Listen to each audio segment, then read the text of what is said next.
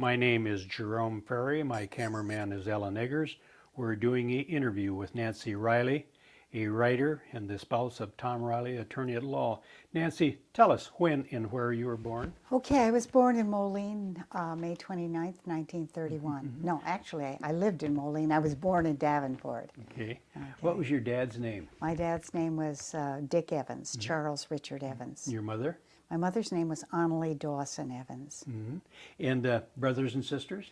I had three younger sisters, my sister Joanne, my sister Kate, and my sister Beth. What was your dad's occupation?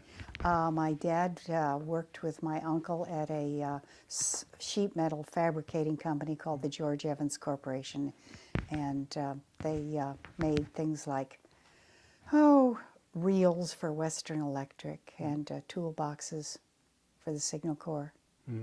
Did your mother work outside of the home? No, but Mother was very active. She was she was a school board member for a long time in Moline, and she was very active in a lot of groups. During the war, she was active in the Gray Ladies. They used to meet the troop trains or the planes on their way to Schick Hospital and have brownies and chocolate chip cookies for them. What nationality was your folks?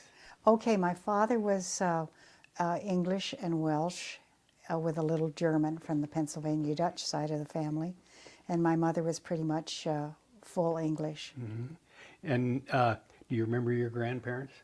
Yes, I remember my grandfather Dawson died before I was born, my mother's father. But my grandmother Dawson lived with us as a widow, and she did a lot of cooking and sewed everything for us. And so I was closest to her. My father's parents, my grandparents Evans, lived in Moline, and I used to see them a lot. And after my grandfather Evans died, my mother moved up to Madison, Wisconsin to live with her daughter. So I didn't see her as often. She was a nice lady too. Was your mother being English, a very proper lady as far as her Mother manners had and- ideas about how things should be done and how things should be not done. And she wasn't very critical, though. When things were not done the way she thought they were, she was not a selfish or vindictive person. She'd just say, that was a little peculiar. So peculiar was not a compliment.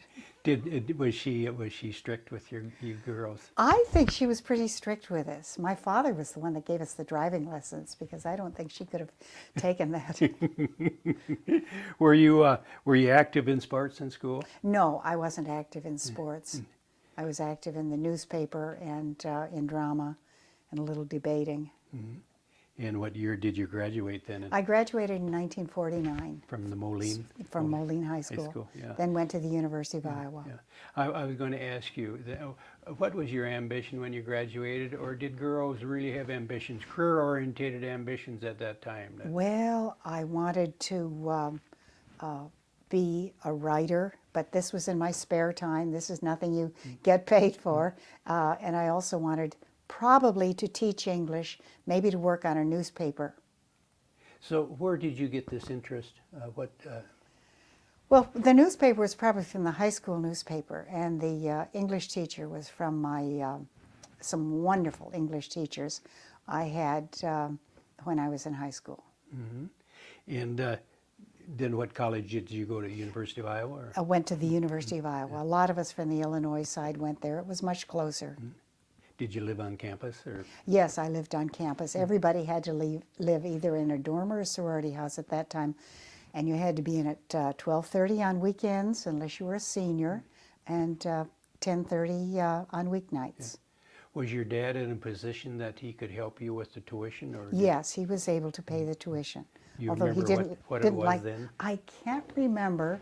I remember at one time there was a rumor that for out-of-state students, I think this was my last year there, it was going to go up to $300 a semester. I think that was probably in the early 50s. Out-of-state students were always more expensive. As well they should. We didn't pay taxes to support the school. Was your dad very supportive, or was he kind of hesitant about? He was supportive if we wanted to be nurses or teachers or any of the conventional things that girls did in those days. I don't think he would have seen fit to go for law school because he assumed we'd all get married when we were about 21 or so. Sure enough, we did. Waste your education. Yes, wasting the education, right. Was your folks, were they college? My dad had gone to Illinois Wesleyan College in Bloomington, Illinois, and he graduated from Illinois Wesleyan at that time. And my mother had gone to Northwestern for about 3 years, and then she had an appendicitis operation and had not gone back to school, met my father, and of course that took care of that. So it was kind of a given when you become college age, when you graduate from high school, that you would go into college. It Yes. isn't something you had to talk them into. No, because we were all good students. I think they would have seen to it that we were. We were to do our homework at the dining room table at night, and so it was something that we were all accepting the fact of, and that we were Knew going would to, probably take we knew place. would take place. Did you belong to a sorority? Yeah, I belonged to Delta Gamma sorority and lived there for 2 of my 3 years on campus. What was happening on the campus in the 50s? Well, Any there, newsworthy? there didn't seem to be too much going on. This was during the, there was a little interest in the Eisenhower-Taft primary before the election, and there was, I think, Governor Stevenson, I can't remember if he had much of a following or not, but from 49 to, and I left in 52, this was all kind of a build-up to the next election. The war began in 1950, the Korean War, and there were people on campus. Protesting? Not really protesting. They were usually, most of them, working very hard to keep their grades up so that they could graduate first and maybe go into officers' candidate school. Were you active in any activities down at the... Not terribly. I got myself involved in a program that was an advanced program in the English. We had we were all juniors. In our junior year, we'd have a large list of required reading. A professor later said to me, "How did we ever think you all could have made it through that?" A large list of required reading, and then we'd have a seminar once a week. This took an awful lot of time. This is where I learned to make coffee, because I had tests and seminars at times that other people didn't, and I couldn't count on the house mother having a pot for people studying for tests. Did you graduate then? No, I didn't graduate then. I married Tom in 1952, and in the fall of 1952, he went to the Air Force, and I went with him, of course. And so I think always at the back of my mind, you know, someday I'll go back and finish up. Yeah. Where did you meet Tom? Oh, I met Tom. A friend of ours introduced us, a boy that I was dating and that he had known, one of his kind of casual social friends. And Tom and I started talking, and then later on I went here. I came to a wedding here in Cedar Rapids that summer, and at a party afterwards that my sister's roommate was having, Tom was there along with his brother, and we started talking, and I think we were talking about, till about 2 a.m. about writers we liked and things like that. And this was nothing that any other boy I knew had ever talked about. I mean, I thought, wow, this guy is smart. He is interesting. You had a common interest in We had lots of books and common literature. in books and literature, yes. We were both reading a lot of F. Scott Fitzgerald at the time. What was Tom studying to be at He was in law school at that time. He was in his last year of law school, and that was one of the reasons he graduated. He went into the Air Force JAG, the Judge Advocate General, and we went down to Texas. Was your Dad or your folks upset when you decided to quit college? Or No, I don't think they were really. A lot of girls would leave after their sophomore year.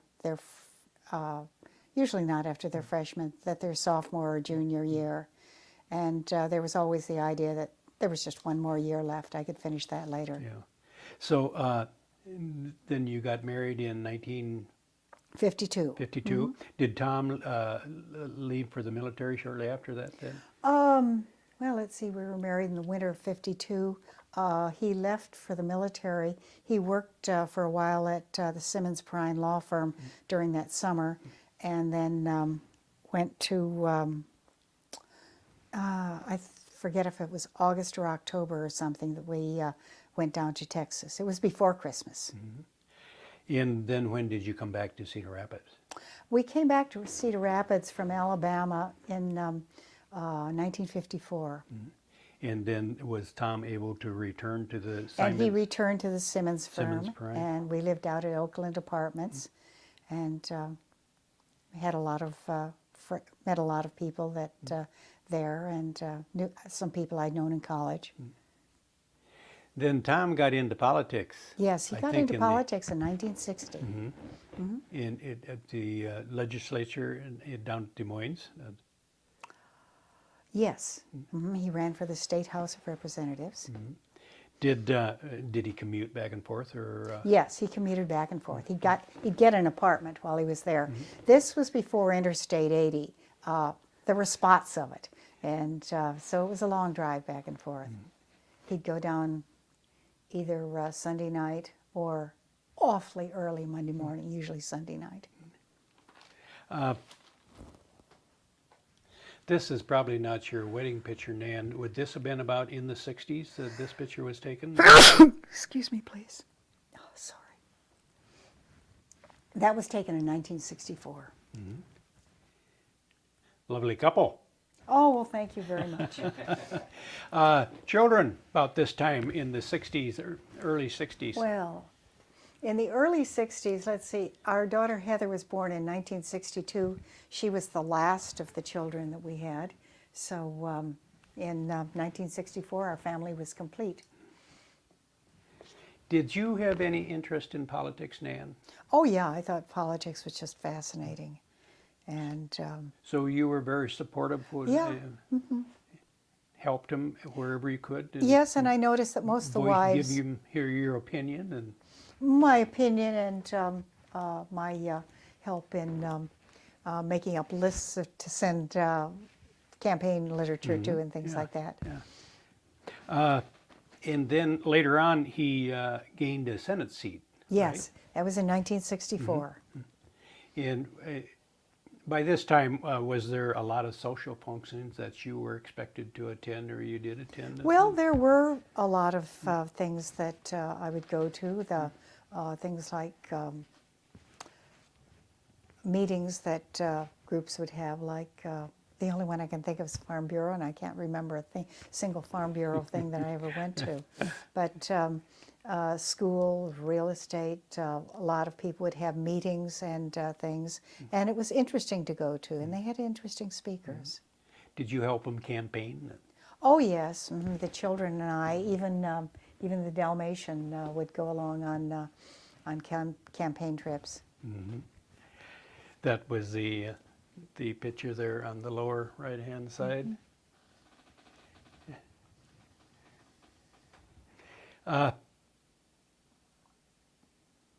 Just prior to him going into the Senate, you had decided to go back to college. You returned to college. Yeah, I actually didn't go back until about the fall of 1966.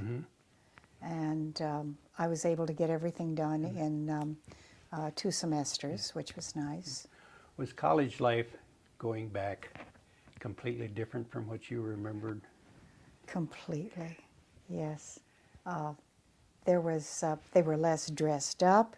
They didn't wear skirts to classes, and there were terms, English terms, that were thrown around that I thought, wow, we didn't study those in the 50s. And they had read a lot of the younger people had read a lot of modern literature that I hadn't. On the other hand, I'd read a lot more of the old things. I can imagine you had a completely different perspective in going back later in life than Yes. you did as a young girl. That Yes, I did. you saw everything differently I with a think I probably mature. interpreted books in a different sort of way because I was closer to the ages of the characters. How did your classmates? Did they? I think I was invisible. They didn't pay much attention to us. Was there other older? There was another woman that I remember who was doing graduate work. She was originally from the East, and then there were 3 or 4 other people that we knew who were working on things. There were, maybe about 20 people I knew who were my age or around my age who were down there, women. It was the beginning of a trend. Did you notice a difference in morals, how That they I talked and how they acted? And That I didn't so much, although they seemed more casual. Their music shocked me a little, although my children thought it was great music, and they seemed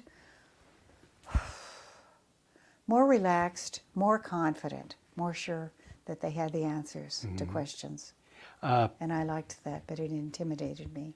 So when you went back in '66, your children were all born by this time? Oh and, yes, the children were all born in. on their way to growing up? They and were, yes. Pam and Peter were in high school.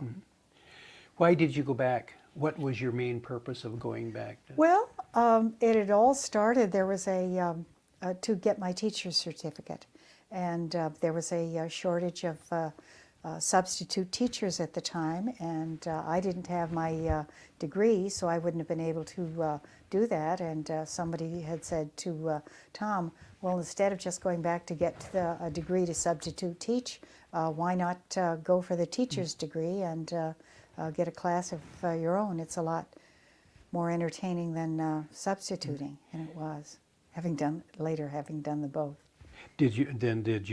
Where did you take a position? Okay, I taught 9th grade English at Taft Junior High. What time period was this? Been 67? And this was around there? 1966 to 19. This was in 1967, the fall of 1967, and it ended in the spring of '68 with the different political campaigns that were going on. The Robert Kennedy assassination took place during that time. So did the Martin Luther King. It was a violent time. Did you find the teaching as fulfilling as you had thought or dreamt it would have been when you were a young girl? Did you truly enjoy teaching? I enjoyed teaching, some classes more than others. There were others there were some that honestly, they were so rambunctious, they did not like being there. English is not a lot of people's favorite class, and I'm glad I realized that, because many of them would rather have been in science class, a lot of them would rather have been in gym, and so I did my best. As times have changed, do you think you could still enjoy being a teacher today? Would it be as fulfilling as it I was think then? it might be just as fulfilling, because the one thing about English teaching, the grammar hasn't changed, although a couple of comma rules have changed, and I would probably get called on it in classes. But the apostrophe, all that sort of thing, and the literature remains the same, so it would probably not be that much different. Then you went back to Iowa again. Yes, I went back to Iowa. I had left teaching in the spring of '68 to work in Tom's congressional campaign. And then that fall, no job and no moving, and I started doing some substituting. I thought it might be a good idea. Tom had suggested, he said, why don't you get a master's degree? And so I had gone down and in about a year and a half had had a master's degree. At that time, there were demonstrations on campus. What time period was Okay, this? this was started down in 69 to 70, but it was 71 before I had finished taking the test and my last two classes. This was about the time the Vietnam War was being protested. Yes, this was about the time. It was, I'm vague about the years. It was about the time of Kent State, and so many things were going on. And then later you went back to. Yes. Well, I used to have to go back every now and then. You have to, if you're teaching every 10 years, or if you're a substitute teaching and have a teacher's certificate, every 10 years you're supposed to pick up several hours. And so I'd take a class here and there, and I took a writing class down there and enjoyed it very much. And the teacher there suggested that I might be interested in applying for the Iowa Writers Workshop, which I'd always thought was pretty much beyond me, but I applied and was accepted. Would you explain what is the Writers Workshop?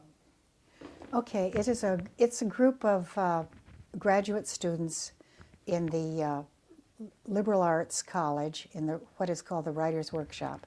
It's a 2-year program. That has a very strong interest in writing as A very strong interest. Most of them are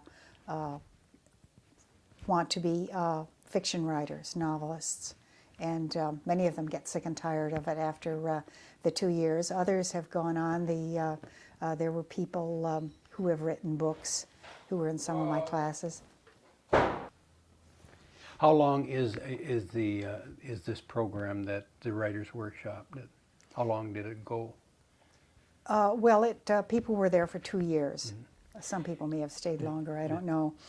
You write a thesis. You take, I think it's 12 hours per semester, and part of it, the most important one, is a writing class that you take, and during that you present work in front of the class, and it is critiqued.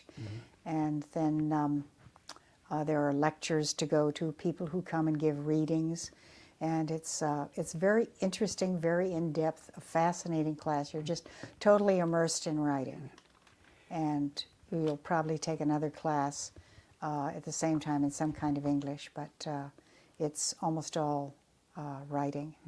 What was the subject matter of your thesis? Okay, the subject matter was about the first 5 chapters of a novel about marriage in the 50s, going on up to the ending in the year 1976. The marriage and the book, both. So it was a family with 4 children, other families with lots of children. I ended up with a lot of characters, none of whom I feel I can get rid of yet. I'm in the revising, about the 4th revision of it. Did you have any fellow classmates that went on to be great writers in later Oh, years? yes. The first one that I think of, and the most famous one of all of them, is probably Michael Cunningham, who wrote the book The Hours. And the movie The Hours was taken from that. He's just written a new book, too. And then there was a Glenn Salwin, who wrote a book called White Palace, about the White Castles in St. Louis, the White Castle hamburger stands. And Robert Chakokis has written a lot of books, and there are others I just can't. Oh, a woman named Maureen McCoy wrote a book called Dancing After Midnight, and it's very good. After you had completed this, did you find yourself critiquing other people's work all throughout your life as you read different articles? I'm a much more critical reader, and it's difficult because when you're an English major, the thing is, you read this difficult work, and if you don't get it, it's your fault. When you're critiquing writers, if you don't get it, the writers made a mistake. It's an entirely different way to do it.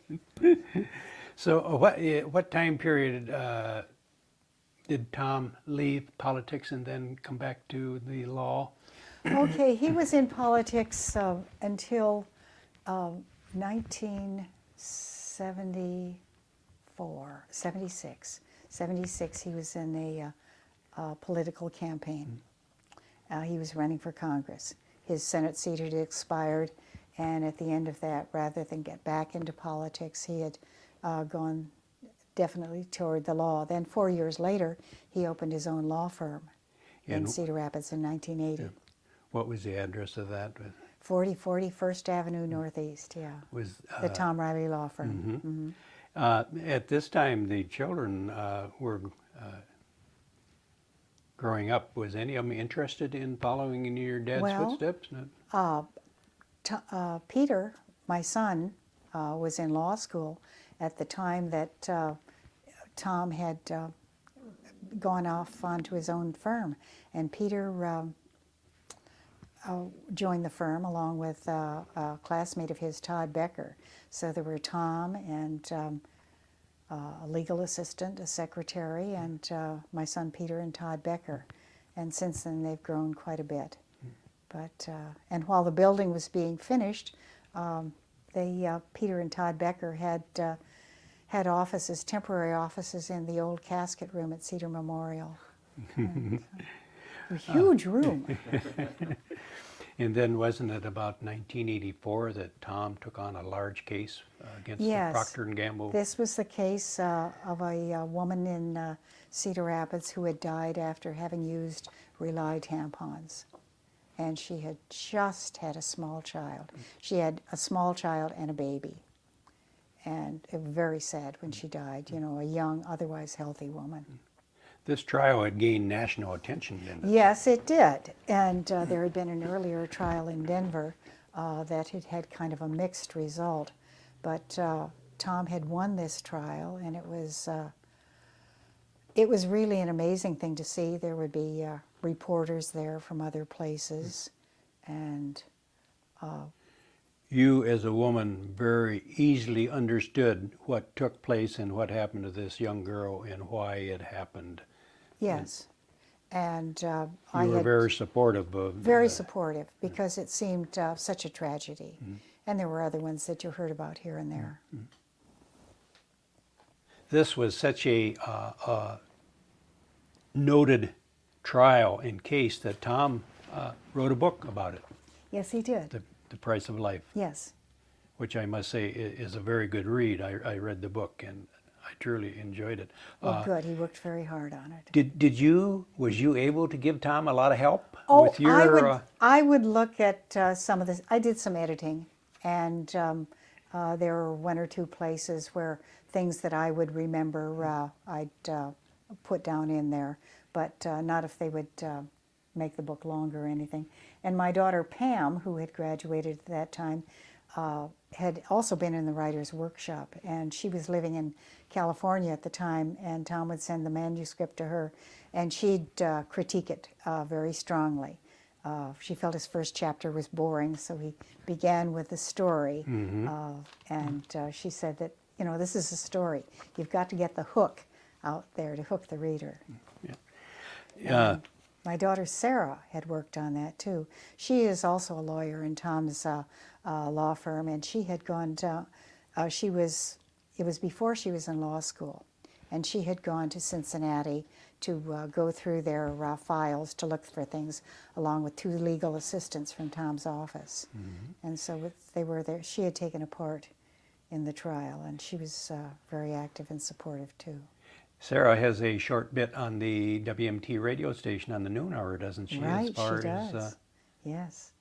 tips on Yes, to do and not to people do. will write. People will write in about problems they have, and she will give them the answers. Sometimes the answers won't make them very happy, but hey, it's the law. Tom had written several other books other than this Price of Life, Yes. nonfiction type books. Does that, to write a nonfiction versus a fiction book, does that take a different type of talent or a different style? I think it takes a different type of talent. For one thing, if it's nonfiction, everything has already happened. It's you've got your stuff set out. You don't have to worry about making something up. On the other hand, you can't make anything up.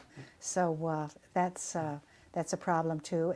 But you sometimes have records in chronological order. So it's you were stuck with. So you have the facts. sometimes, though, you have to make the facts interesting without changing them. So you have to arrange the material in certain ways. A lot of the things summarize, other times stretch it out into what you remember about the story. In doing fiction, you have to rely entirely on your imagination.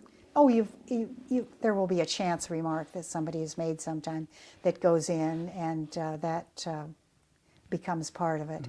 But yeah, it's all made up. This K. Rowling that Yes. wrote the Harry Potter series. Yes, yes. Oh, my grandchildren just love her. In fact, Will Chang, my daughter Pam's youngest son, is now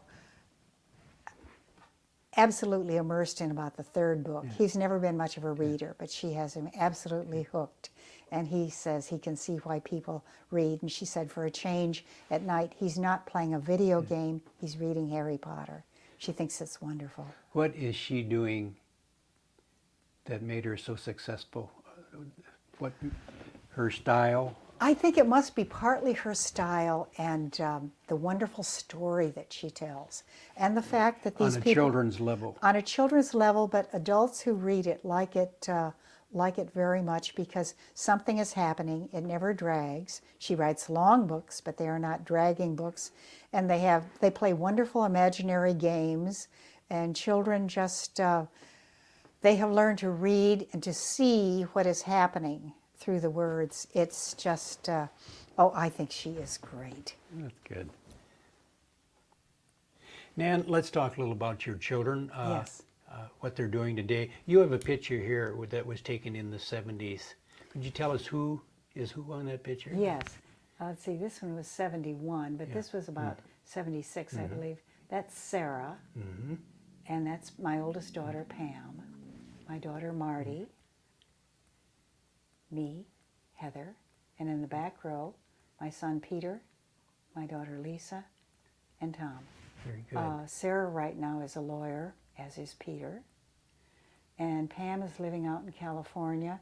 She's been a very active volunteer in the schools and has been teaching art and writing to children in some of the poorer schools there and raising money for them. She's just been a very active person. They wanted her to run for school board, but she said she was too busy with her two sons. She says it was the smartest thing she ever said. This is my daughter Marty. Marty teaches art at Viola Gibson in Cedar Rapids. And she has been teaching art for over 20 years. She's just gifted. She has so many ideas and such enthusiasm. And she also gets in a lot of art history. She's a wonderful art teacher. I wish I'd had an art teacher like that when I was younger. Also my daughter Heather, the youngest one, she is now an art teacher. And she is an art teacher at two different schools, so that she has her mornings at one school, and then she goes back to Garfield, which I always remember because that's where Tom went to grade school. She goes to Garfield in the afternoon. And her name is Heather Mesher, and Mesher is a hard name to say, so she has the children just call her Mrs. M, and she's just bubbly and so interested in art and so enthusiastic. And I'll bet the children love her. And this is my daughter Lisa, who does everything. Lisa is the office manager for Tom's office. She does part of the work there, part at home through the computer. She's able to go online and get things done, to fax and transmit things.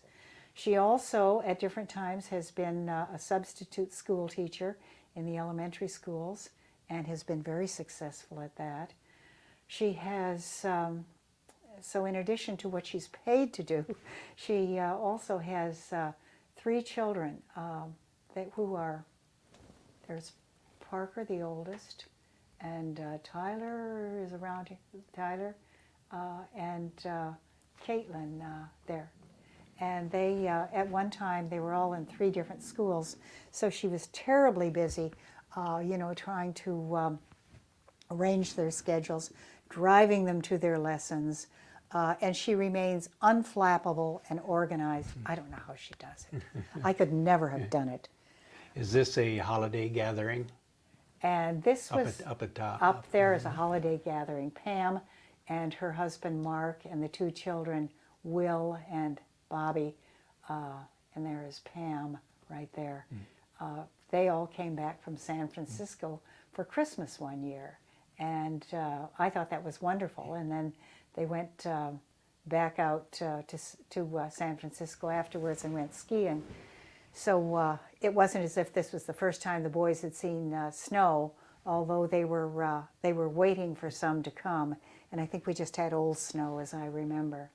So we all stood in front of the tree, and You better identify the other grandchildren while I you're... sure will. Okay, I'll start at the bottom. Okay. Okay, here's Will Chang that I've already mentioned, and here's Tom Mesher, who is Heather's son, and Molly Brown, who is sitting on her cousin Bobby's lap, and Molly is Sarah's youngest.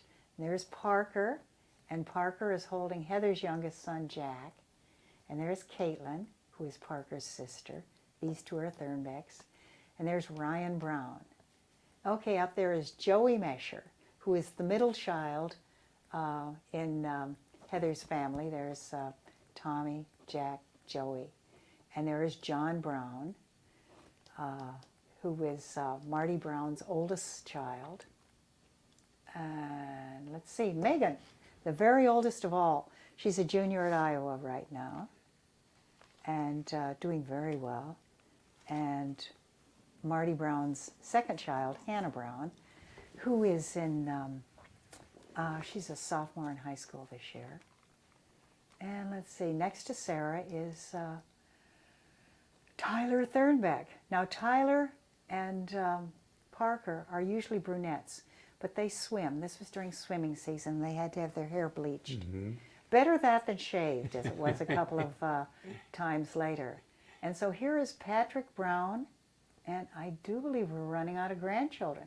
Patrick is Sarah's oldest child. There's Patrick, Ryan, and Molly. And I think that's all the grandchildren.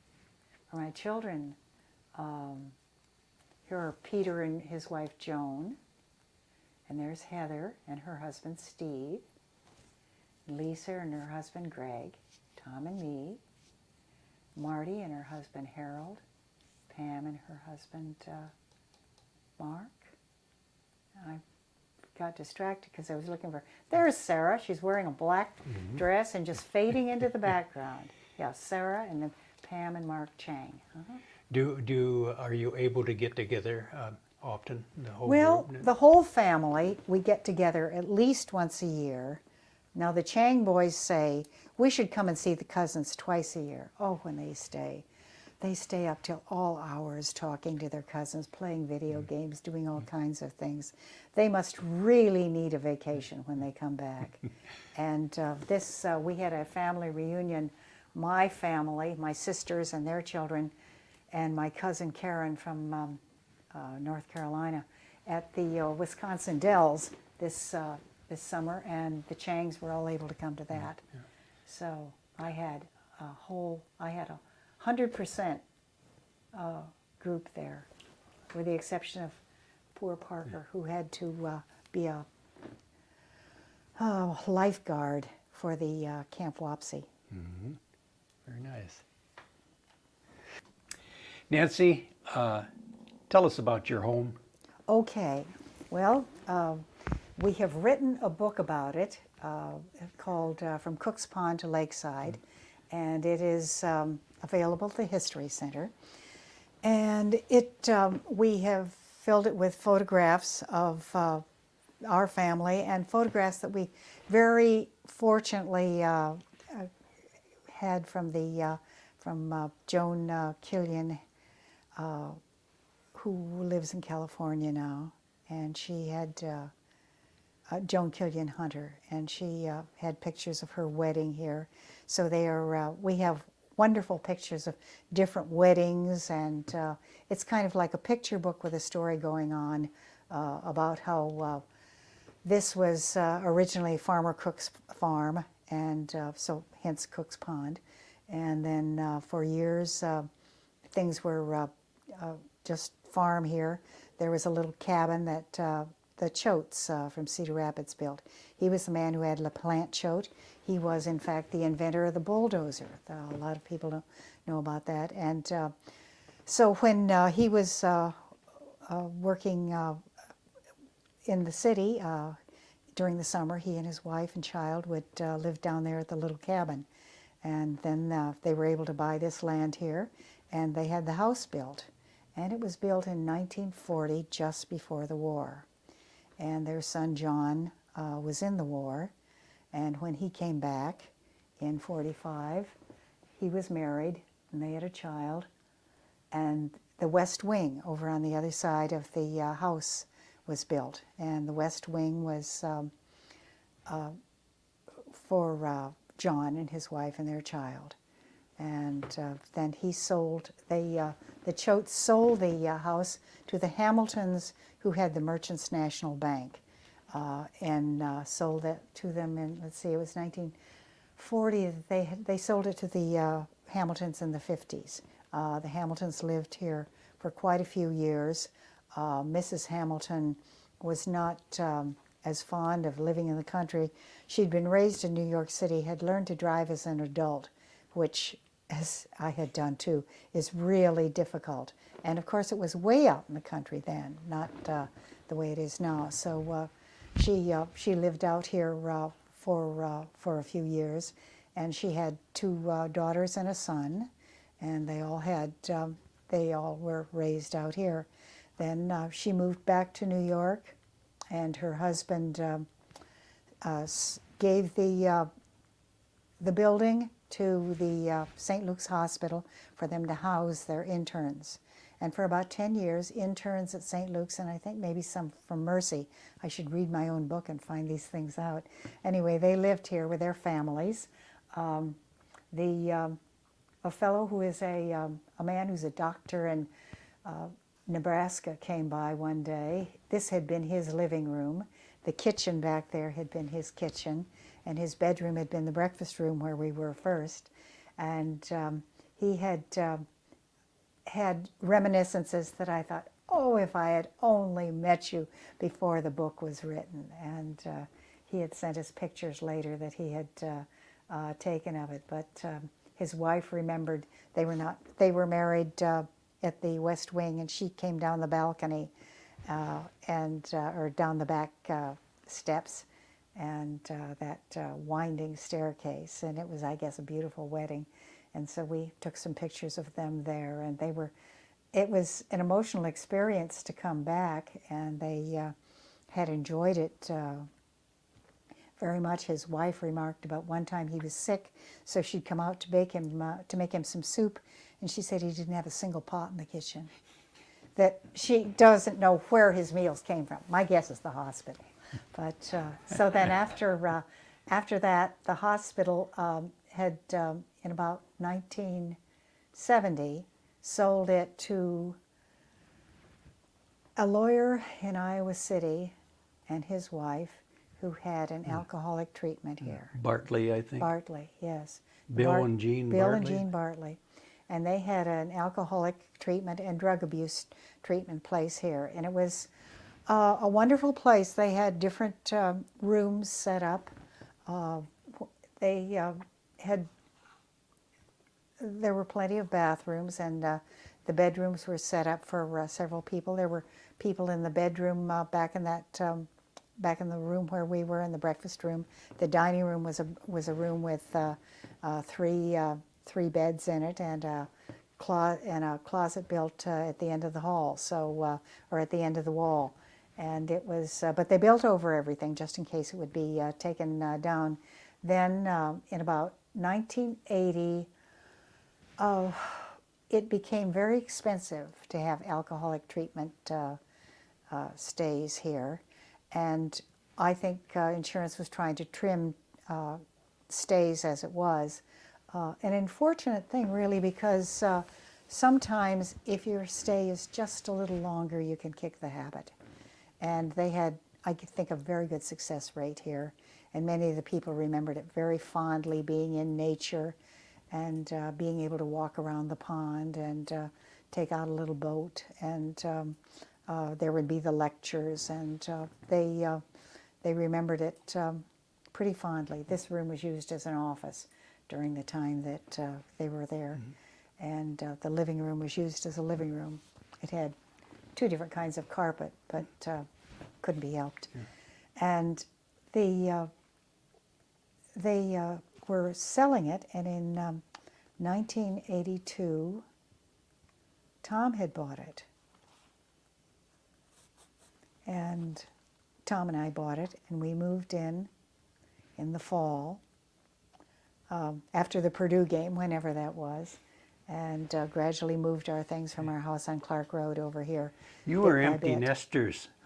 Yes, Why yes. did you buy well, such we a weren't big quite place? empty nesters. Our daughter, Heather, was still in college, and Sarah was in law school and would come back over the weekends. So we did have them there, but for a while, Heather lived in the West Wing apartment over there that had been the former maid's apartment. So we had all these rooms that we were not using as bedrooms. We've discovered, though, that when children come back and when grandchildren spend the night, you fill up. And it's nice to have plenty of room for the gatherings, of which we've had many. Did Tom come home one day and say, honey, I bought a little house out on No, Lakeside? he said, Lakeside's for sale. Let's go look we can see it this afternoon. So we went out and we looked at it, and I was really impressed by the view. I was very impressed by the fact that the lake is much larger when you see all of it, rather than, it doesn't look as large from the road. And we walked through the house and all of the things that needed to be done. And it was, How many rooms? well, there are 4 bedrooms up here, and they were all in fairly good shape. We had to make some decisions about painting and things like that, but and the living room, and so we just fell in love with it. The view from the dining room, or from the living room where we have the piano now, we just looked out and we just absolutely fell in love with it. It was just beautiful and true. It was larger than our needs, but we managed to fill it with a lot of people. Did you find it as a perfect place to do entertaining? Yes, yes, very much. Yeah. It the dining room is a good size. It's a big house, but it's not as big as some of the big houses that are being built now. It's a much cozier scale than you would realize. It's more long than deep. We were talking about entertaining, Nancy. Who is this? Is in this photo with you and Tom up here? Well, my granddaughter Hannah Brown is next to Tom, and next to her in the green tweed suit is Caroline Kennedy Schlossberg, but she goes by Caroline Kennedy. We were, this is a campaign event for John Kerry. Caroline Kennedy came here, and we had about 30 people for lunch. We had 2 tables set up in the living room and one in the dining room. And at dessert time, Caroline went to the other tables and talked to the other people and sat down there with them. And it was just a marvelous event. Beautiful weather.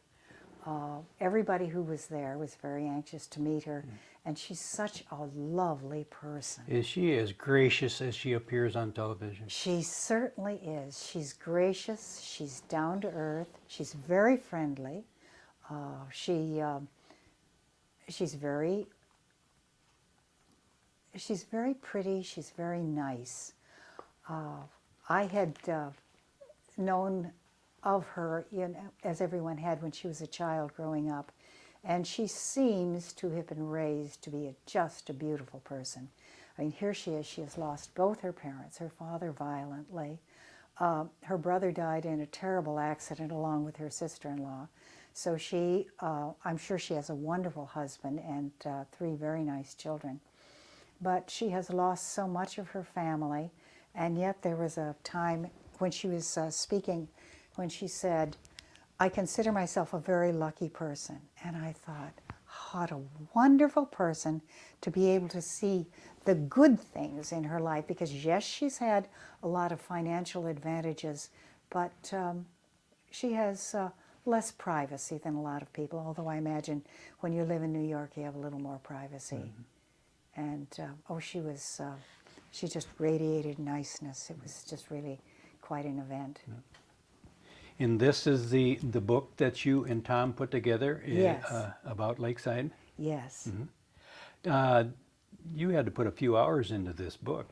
Yes. A lot of the parts Tom had written because he had known many of the people and had grown up in Cedar Rapids. And I did a lot of editing and a lot of research and discovered in the process I love research. And I owe so much of the research to the History Center. I went down there, everybody was so nice to me. They showed me all these things. I looked at more pictures of tractors than I thought I would ever, but I came across some real jewels. There was a picture of Mr. LaPlante and Mr. Choate standing together, and all of these pictures I was allowed to have copied, and it was just wonderful. So they're all just in this book. This book is available at the History It's Center. available at the History Center. And I think you and Tom are giving the proceeds from the book to the History The Center. proceeds from the book go to the History Center. Very nice. Least we can do after all the effort that they put into helping us get things, and then we'd find names of people, and it's wonderful.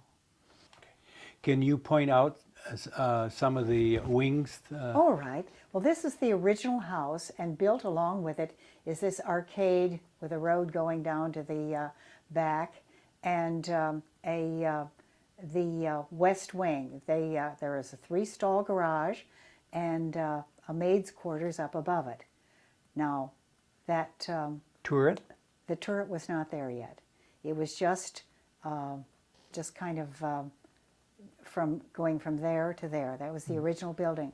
Then, of course, when the son John came home from the war, they built this west wing on, which has a living room with a dining area, a large kitchen, large enough kitchen, a huge bedroom, and a small round bedroom there. They had the turret built connecting the two parts.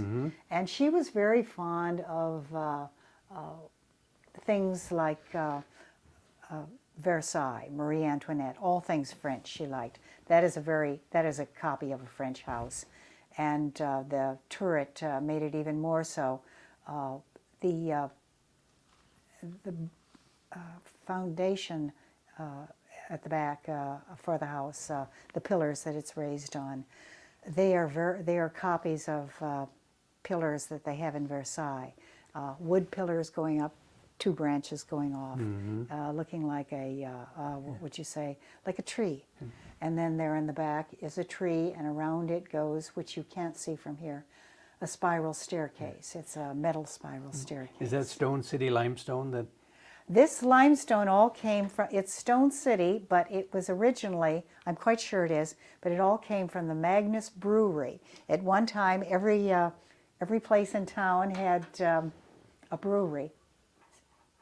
Okay, every town had a brewery, and when the Magnus Brewery was torn down, those stones were used to recreate that, which, as Tom points out, was kind of an irony when it was an alcoholic treatment place, that the stones to build it had come from an old brewery. We don't see the lake on this picture, but would this be to the right? I think Yeah. that's in the background. I think it is. This was you can see these trees kind of block it off. There are bits of blue right there. We have some very tall trees,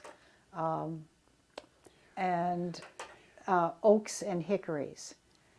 Were you familiar, or had you seen Lakeside before Tom and the realtor brought you out here? I had seen it once, I think, when I had been lost, and I was under the impression that if I get on the street from First Avenue, I'll get over to Mount Vernon Road. Not so. But anyway, I thought, wow, this must be that place, Lakeside, that they talk about. Did you And, ever dream that you'd live in a home this? No. large. No. Do you find yourself getting lost by yourself when you're home alone? Well, because of the way that the rooms are set out, not quite so much, because everything just, there's a great traffic pattern here. But boy, can I lose things here. Keys, glasses. What's your favorite room? I think my favorite room is probably this room. The It's library. the library. It's very nice. It's very warm.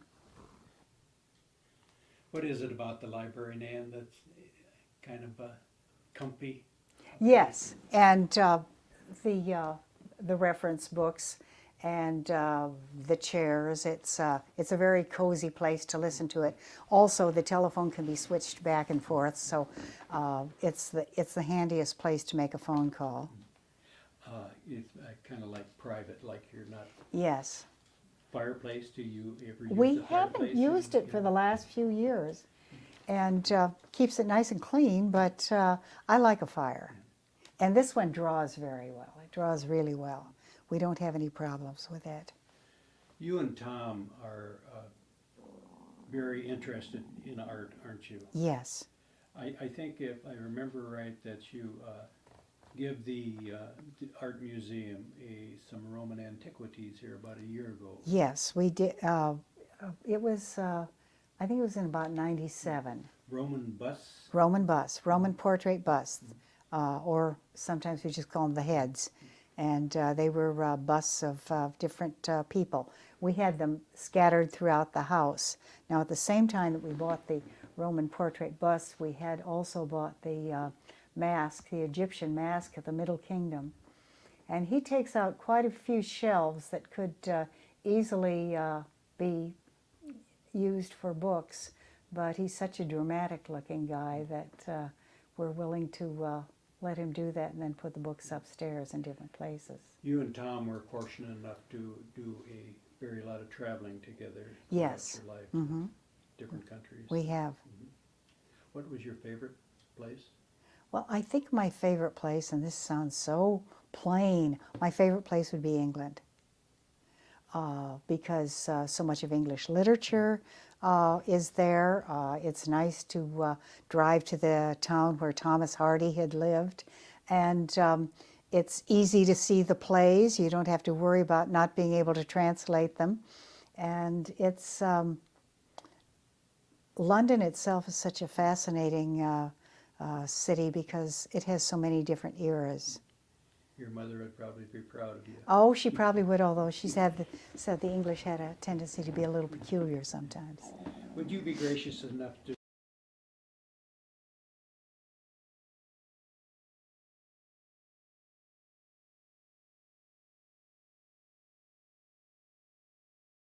What are we looking at here, Anne? Oh, that's a picture of by a French painter named Levy, and it's called The Butterfly. A shepherd has seen a butterfly landing on the young woman's shoulder, and they're looking at it. It's what's called an academic painting. It's very much in the old traditional style. Heavy brush strokes, kind of difficult to see from different places because during daylight it catches the light and sometimes artificial light as well. Mm-hmm. Now, this is by a Go ahead. This is by a French painter called Vuillard, and Vuillard painted this woman in a blue dress with it looks like a glass of wine, and it's one of our favorites because we kind of try to figure out what is she thinking about, what's going on in her mind as she's fiddling with those beads. Okay. This is a landscape by the Impressionist painter Pissarro, and it has nice long shadows. It's done in a charcoal, or not a charcoal, the chalk, and the pastel chalks. And it has a nice sky and good shadows. And it's of a little French village, Aragny, is the name of it. Okay, this is a painting of the Thinker that Grant Wood painted while he was in France. It's an oil painting, a small oil. He got arrested by the French police for climbing over the fence of the Pantheon, trying to get a better view of it. And they were not impressed, I guess, by the fact that he was a painter, an American painter over there. It's Rodin's The Thinker by Grant.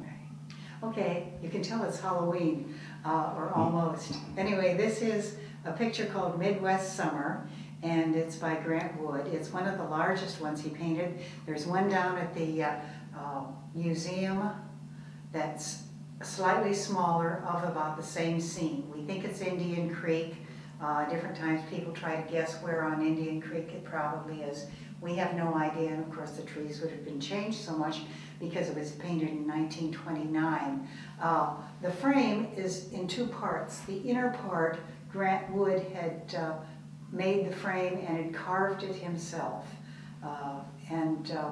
We probably shouldn't second guess an artist, but we looked at it and we thought this painting is too large for that frame.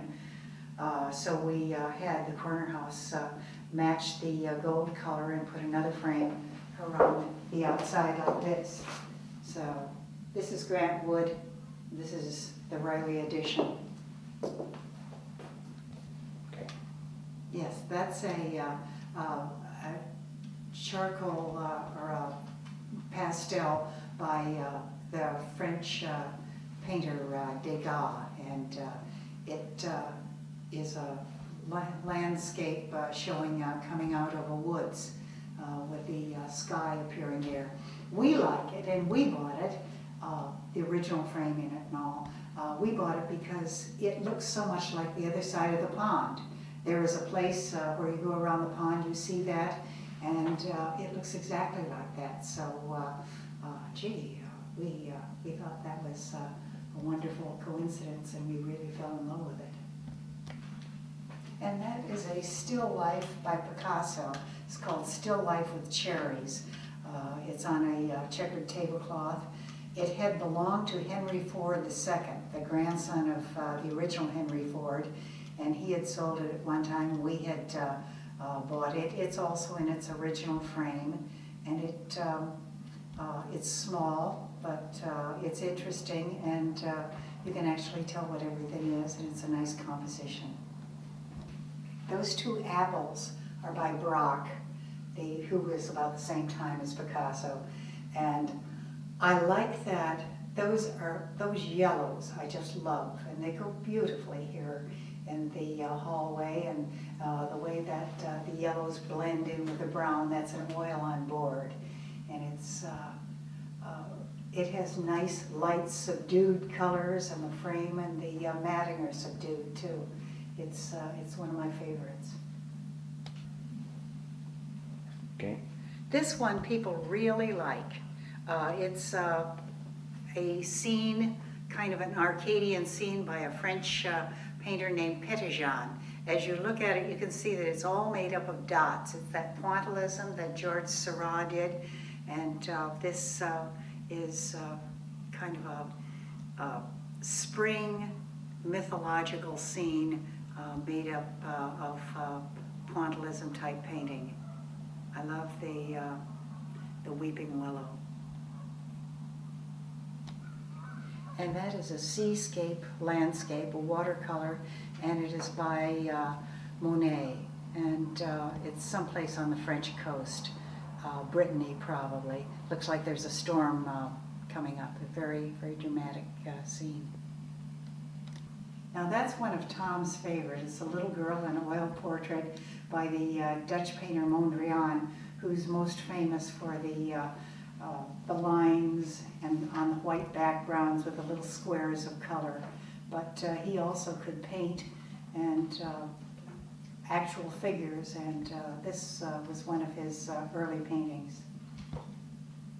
That is a study for a large oil painting by Mary Cassatt, and the name of the painting is Augusta Reading to Her Daughter.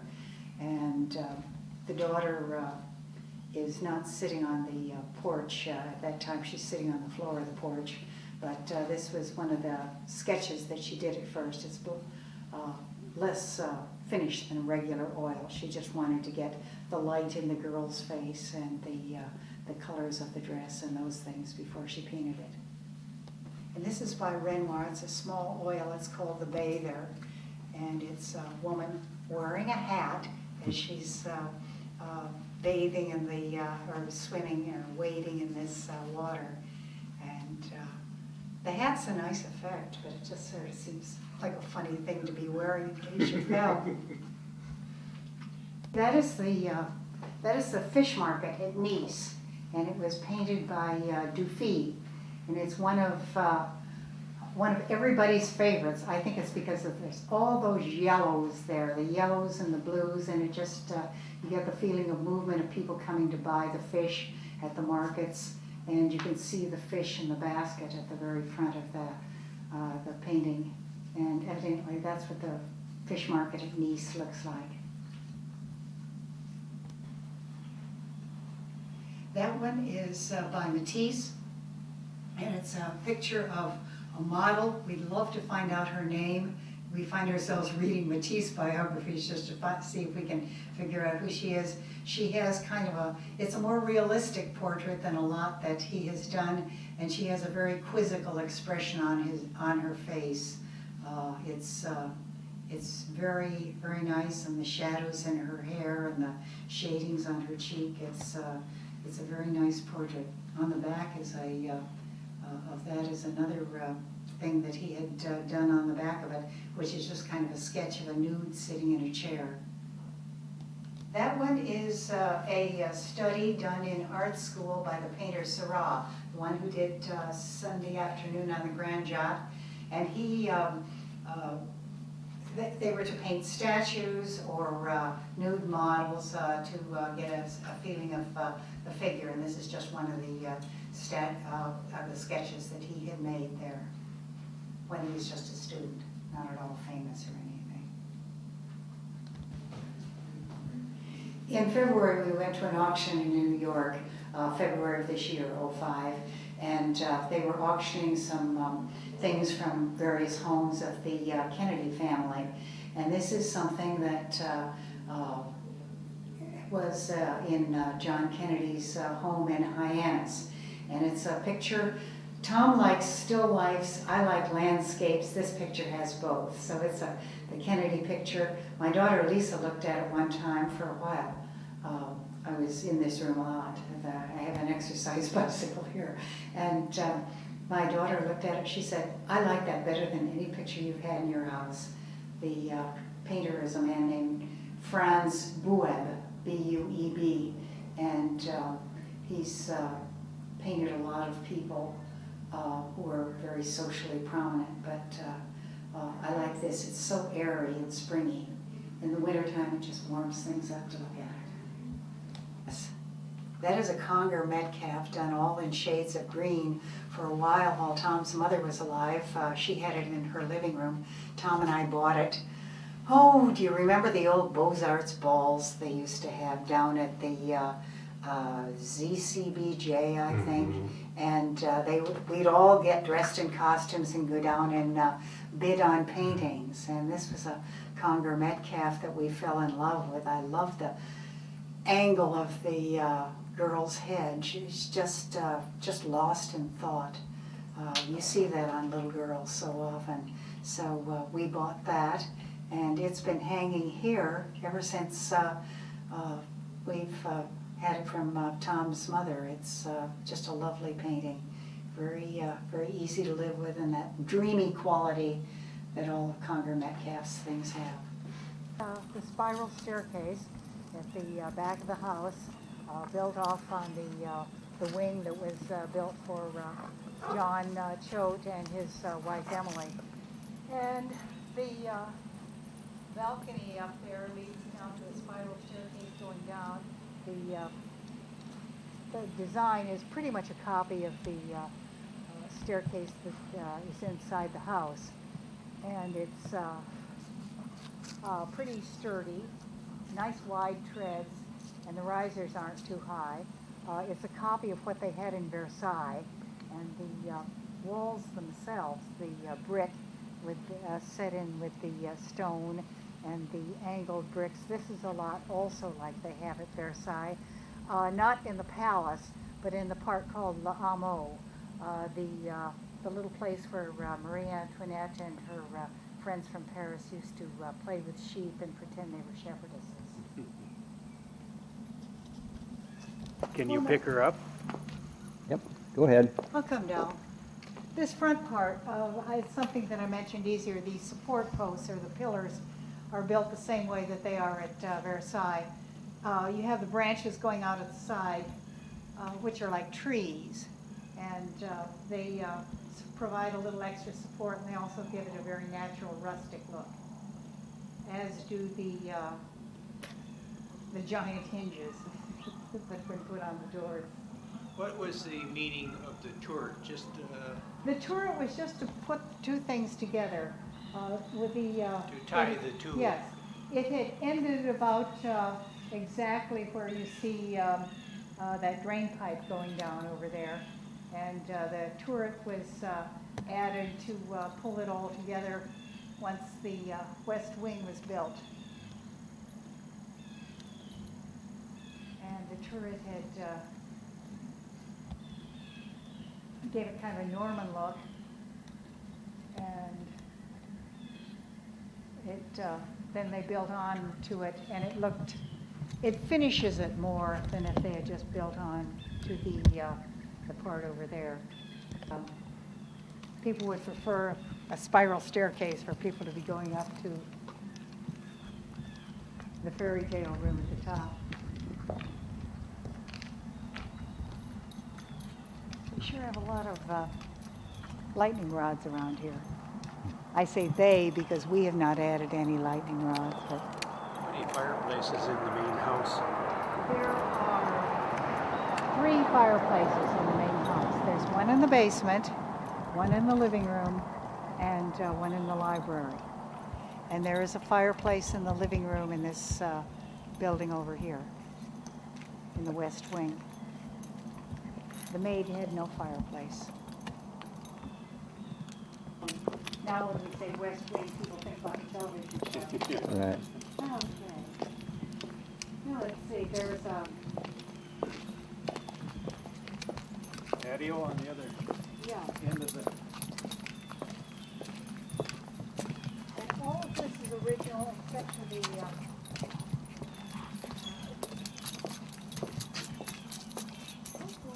and all the snows and the rains and everything. Taking their toll, 5 years beyond. So maybe when we put one up this year, we'll keep them down.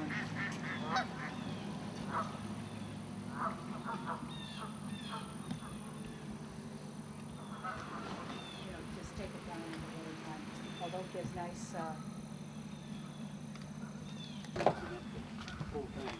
oh my gosh, that was living. I'll just stick it in there. We have those little flower things around. The pool we added.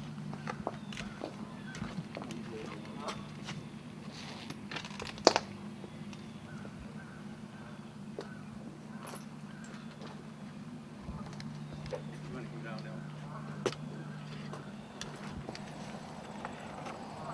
Right there. Is was the pool, was that original, or is this something you put in? The pool we had added. We'd always felt that we wanted a pool, and the grandchildren and children especially wanted a pool. So we built up the yard, had it built up, and had Tech put a pool in there. Originally, the ground had fallen away from the back of this wall, and there had been no stairs there. We had to have the stone built with kind of old stone, and the grating we had putting there to keep dogs and children out. Do you have to drain it in the wintertime? It drains down about a foot, and then they put in antifreeze, and that it stays in there, the water, but it's covered with a cover. And the reason for the foot is to equalize the ground pressure and the air pressure.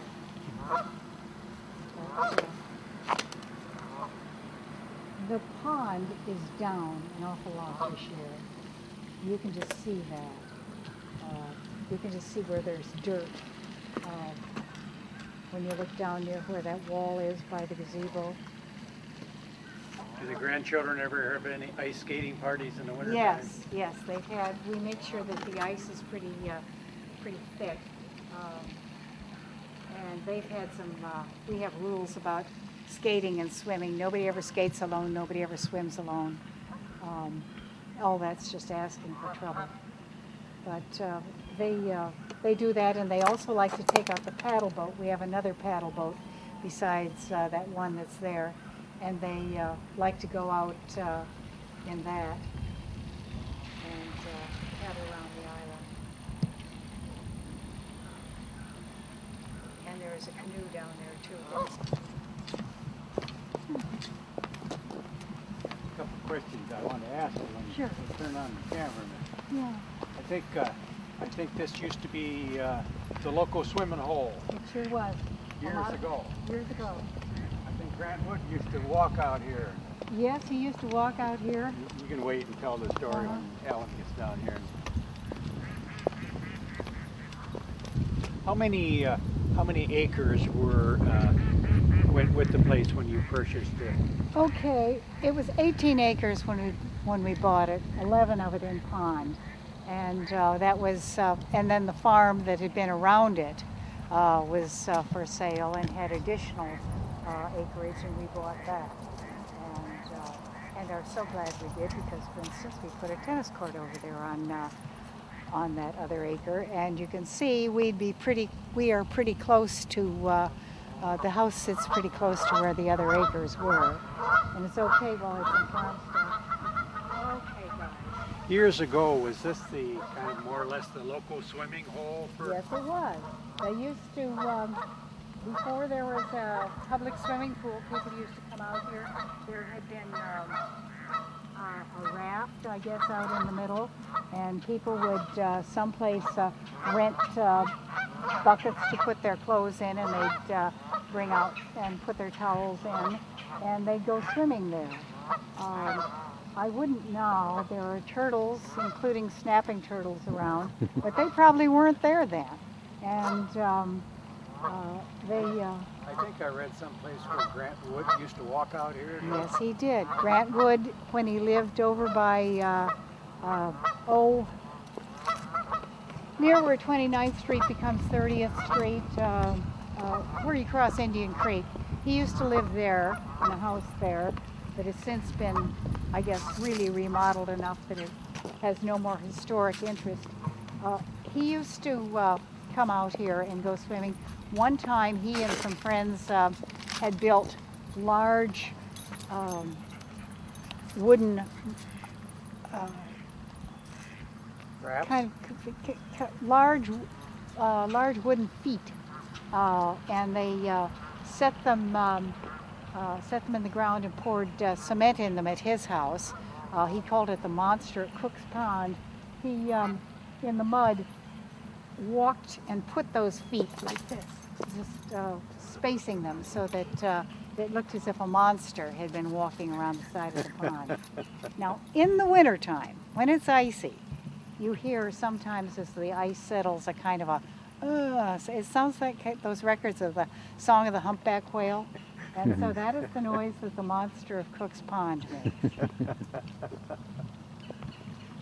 Did you do a lot of research on this place? We did a in the lot of archives? research. Some things we knew, other things we didn't. We'd call a lot. A lot of things I got from the History Center. Some things we found by calling people. Don Amici used to come out here, the actor, and ice skate out here during the winter. He went to what is called St. Birchman's College, which is over there at the Henderson House. That was a private Catholic boys' school. In Marion. Yep, and he was sent down from Sheboygan by his parents to go there. And in the wintertime, they used to just hike as the crow flies across land and go ice skating here. So to find out the name of the school and a lot of things like that, I called Alan Amici, the or is it Ron Amici, the son. Alan Amici was a football player. I'd call Ron Amici, and I'd ask him questions and questions and questions. I'm sure he got tired of talking to me on the telephone. And this was all just for something that was going to go in one little paragraph. Is that a miniature railroad track that is running Yes, around it is that? a miniature railroad track. It's 3/4 gauge, and we have a trolley that goes around that. And I can show you the trolley. And this, for the overalls all over, we had bought that. That was one of the last ones sold. That a fisherman at the Mermaid was called. I think that's a very appropriate place. He thought it was very appropriate. Nobody liked it. Nobody wanted it. Oh, I wouldn't say nobody, but it was one of the last ones. We didn't find that much. Okay. That is an island out there. That is an Nancy? island. It was, yes, it is an island. It was once a peninsula, but when the Cooks had sold it, or the Cooks' descendants sold this land to the Choates, Mr. Choate used some of his earth-making equipment to make it into an island so that their son Johnny could race his motorboat around the island. Did Roy Choate, did he name it Lakeside? Did he give it the I'm name not of sure if Lakeside? he gave it that or not. There was an earlier Lakeside school across the road over on Hattery's lawn. You can see the foundations of it. You like that? Okay. I wouldn't drink it. And so there was a school there, and it was called Lakeside School. So I don't know whether this area was called Lakeside and he gave it the name, or that was one of the things we didn't find out. We added the gazebo and what kind of had springs on it. I thought that we'd even sleep there and we'd eat there a lot because it had springs on it. But there were birds that didn't know springs, and we kept getting holes from the birds going through. And finally we thought they're going to fly through anyway. Why not take the springs down? I imagine the screens detracted from the. Yeah, they did a little. Okay. Was this the original building that the Choates put up? Yes, this is the original building. I imagine that probably the part on the other side of the chimney on the left was probably added. It looks as if inside a lot of this is, well, let's add a thing on here and let's add something on there. And because it's a cabin, you accept that, and you don't fuss over it. It's very comfortable. It has a living room, dining area, and a fireplace, and then a bedroom, and then a small bedroom off into the place where there is the furnace. Do you know the history behind this? Was this something Choate built himself? I think or- this was something he built himself. Now, since then, we have siding on it because we had so much trouble. We keep trying to replace boards, and it was just not working. Blowing deer from smoking on there.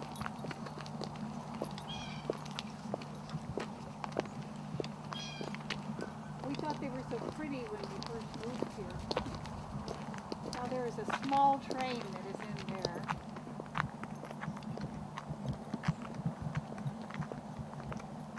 And down here you can see at the castle the tunnel where the train goes. Oh my goodness.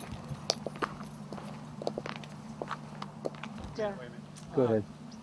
What's with the double-deck bus? Okay, we had bought that for the Wig and Pen restaurant down in Iowa City. One night, the driver on that bus took a wrong turn, and instead of going up the avenue he should, went up the avenue where there's a viaduct, sheared off the very top of it. You see where that wooden fence starts? That had been the top of the bus. It had not been an open bus, but it was then. So we had it brought out here, and you put spokes there and a little awning. The awnings held up rather well, And you can sit up there. There's a slide that's been fitted to the back of it. And we're going to have to get those windows fixed on that. Yeah, they originally came from England, and there were cities in the United States that bought them for reasons just of cuteness. And, Conversation pieces. Conversation Yeah. pieces, and Baltimore had some. They were called the Balto Bus, and so we bought one of those when they were getting rid of them. And they've got the old things on them, Trafalgar Square and some of those things. You just dial where you're heading for. Well, that isn't going any place without a motor. But, The grandkids have a great oh, they time. do. They have fun. They climb up inside. You can see one tree has been chewed off at the top.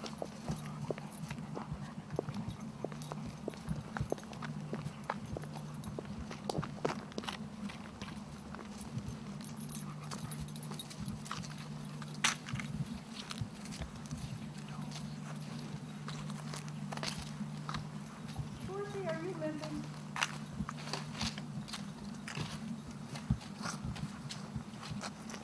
Are you favoring one of your cars? Is this castle something that you built, or We was built this castle. It took forever. It took an awfully long time to have it built. And I think it's probably locked right now. There's, oh my gosh. Looks as if one window has given up and gone to little bits of granulated window there. It is not, it's not heated or anything like that. But the lights go on, and there's a large room down there filled with box elderbugs the last time I looked. this was a playroom for the Yes, grandchildren? and then there's upstairs, there's a playroom upstairs. And of course, they are not supposed to go out those windows onto the roof. But it looks as if they're not even bothering to close the windows anymore. And the train goes right through here. And the huh? train goes right through here.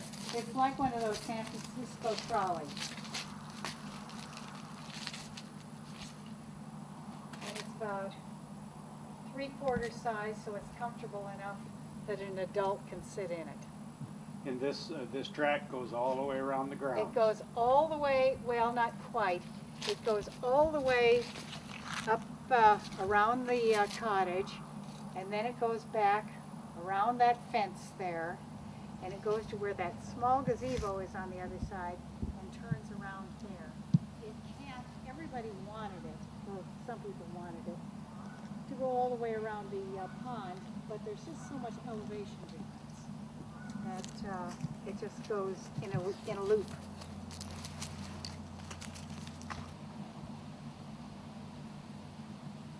Yeah, the things you find at auctions and tag sales are something to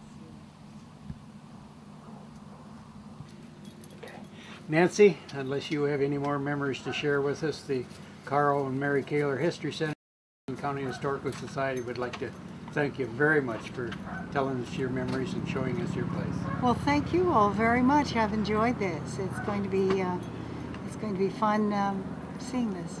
Thank you. Thank you.